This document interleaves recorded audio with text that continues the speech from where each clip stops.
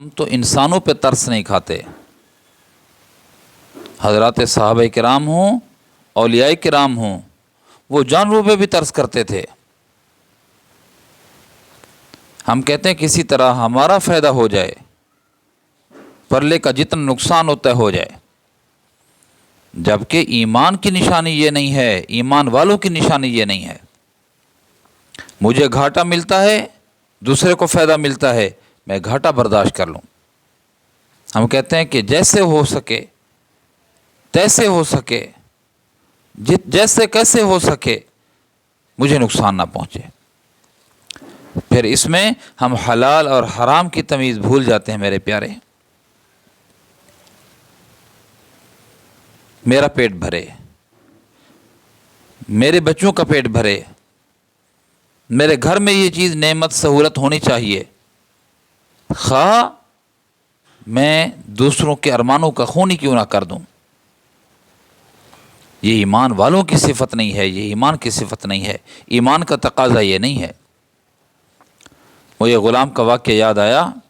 عبداللہ ابن جعفر فرماتے ہیں، مجھے اپنی کسی زمین کے حوالے سے سلسلے میں مجھے ایک مقام پر جانا ہوا تو میں نے ایک باغ میں ایک شخص کو دیکھا جو رنگ کا کالا ہے، وہ بیٹھا ہوا ہے اور غلام ہے وہ، اور اس کے سامنے روٹیاں پیش کی گئیں. ابھی اس نے نوالا شروع کیا ہی تھا کہ ایک کتا آ گیا، کالا کتا.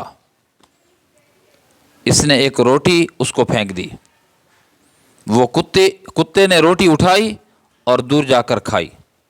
پھر واپس آیا، اس نے ابھی دوسری روٹی کا لقمہ توڑا ہی تھا. جب دوبارہ وہ کتا آ گیا تو اس نے وہ دوسری روٹی بھی اس کو ڈال دی. اور یہ کتا روٹی لے کر چلا گیا.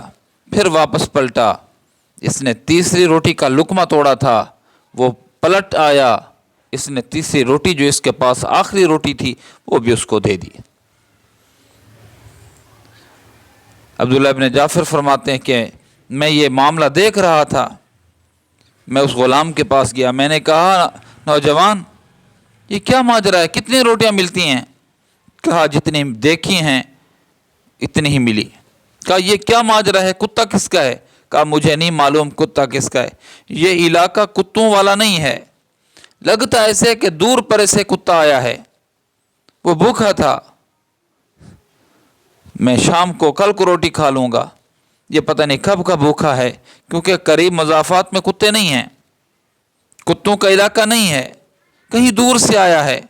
میں نے ایثار کیا، میں نے اپنی روٹی اس کو دے دی ہے. کرنے والے تو یوں کرتے ہیں، ہم تو لقمہ کھینچنے والے ہیں، وہ روٹیاں عطا کرنے والے تھے، وہ کھلانے والے تھے. ہم لینے کو پسند کرتے ہیں، وہ دینے کو پسند کیا کرتے تھے. کیوں باکمال نہ ہوتے یہ لوگ، باکمال کیوں نہ ہوتے، اللہ کے مقرب اور اللہ کے محبوب کیوں نہ ہوتے کہ انہوں نے ایثار اور قربانیوں کی وہ بے نظیر مثالیں قائم کی ہیں کہ جن کی مثالیں دنیا میں موجود نہیں ہیں.